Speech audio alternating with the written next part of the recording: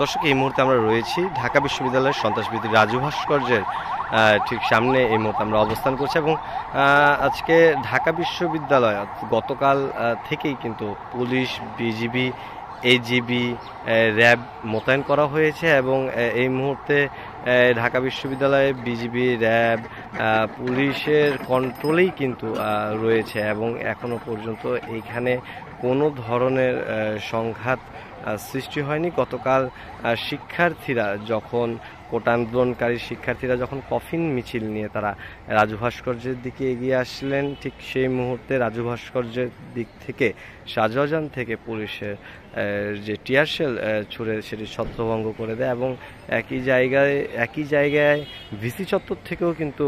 Tear shell, sound grenade নিক্ষেপ করা হয়, যার মধ্যে প্রায় 10 জনের উপরে সাংবাদিক সহ কিন্তু শিক্ষার্থী আহত হয় এবং পরবর্তীতে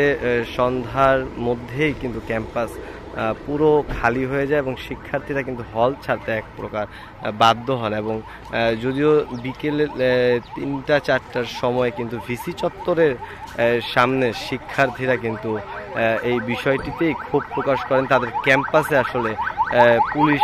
কেন মোতায়েন করা হয়েছে এবং ভিসিকে কিন্তু এই পর্যন্ত ঢাকা বিশ্ববিদ্যালয়ের ভিসি সংবাদ মাধ্যমে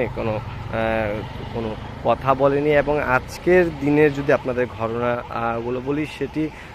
আজকে মূলত নতুন বাজার এলাকায় এখনো পর্যন্ত ব্র্যাক বিশ্ববিদ্যালয় সহ অন্যান্য প্রাইভেট বিশ্ববিদ্যালয়ের শিক্ষার্থীদের সাথে পুলিশের সংঘর্ষ চলমান রয়েছে।